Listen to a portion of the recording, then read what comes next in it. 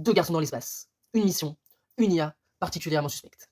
Salutations, amis littéraires d'ailleurs, et aujourd'hui, je vais vous parler de Une nuit infinie d'Eliot Schreifer, publié aux éditions Rivka. On suit la lecture de 2026. Alors, on va pas se mentir, j'ai adoré. On va pas tourner autour de peau. Moi, j'avais envie d'une histoire gay, en fait, honnêtement. Je sais même pas si on peut appeler ça une romantaisie, en vrai, puisque ça se passe dans un univers de science-fiction.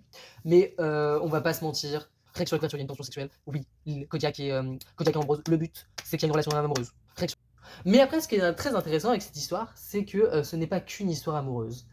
Il y a vraiment toute une machination, tout un enjeu, toute, il y a vraiment en fait de grandes choses qui ont à voir en fait sur ce vaisseau. D'ailleurs, le fait que du coup tout se passe sur un vaisseau, tout se passe en huis clos et ça crée des interactions intéressantes avec les personnages, leur psyché. L'histoire étant rédigée au point de vue d'Ambrose. Donc du coup, l'histoire est aussi racontée par ses propres biais. L'histoire, il est beau être très ouvert d'esprit par rapport à la Fédération. Quand Kodiak lui demande s'il est gay ou bi, il lui répond clairement oh là là, mais vous êtes complètement dépassé. Nous, les étiquettes, on n'a pas d'étiquettes depuis longtemps. Pourquoi est-ce que vous vous enfermez dans des cases? Ça témoigne assez bien des disparités entre les deux pays.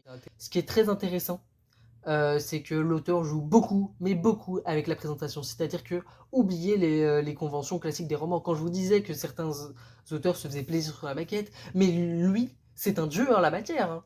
En fait, est divisé en 6 parties. Et du coup, il n'y a aucun chapitre. Les premières pages, elles sont noires. Bon, ça, c'est la page d'écriture normale. Elles commencent comme ça, par exemple. T'as des pages noires avec de l'écriture. Ah, vraiment, on se fait plaisir. Enfin, genre, là-haut, il y a le gris des étoiles. C'est vraiment hyper. En fait, avec les polices, il joue beaucoup avec l'italique, avec les couleurs des pages. J'ai trouvé ça hyper pertinent, hyper intéressant. Le livre se lit hyper vite, hyper bien. C'est négatif. Le problème négatif, en fait, c'est le début de la partie 2. Et du coup, la personne qui a écrit a voulu aller trop vite, et donc du coup, je trouve que ça gâche l'effet du début de la deuxième partie. Ici, hyper plaisant en fait de se lire que, ok, j'ai lu une romance gay, écrite par un homme gay, cis gay, mais il est très informé sur les thématiques LGBT plus de manière générale. Ça fait plaisir de se dire waouh, je peux poser mon cerveau. J'ai pas besoin d'être en hyper contrôle, hyper vigilance pour savoir s'il va y avoir un propos problématique. C'est hyper reposant. Vraiment, ça a sauvé mes lectures de 2026. Hein. C'est vraiment, je pense, mon coup de cœur de l'année, parce que mon début de l'année était pas terrible en termes de lecture, et celui-là vraiment, il m'a sauvé la vie. Vraiment. Et retrouve l'intégralité sur YouTube.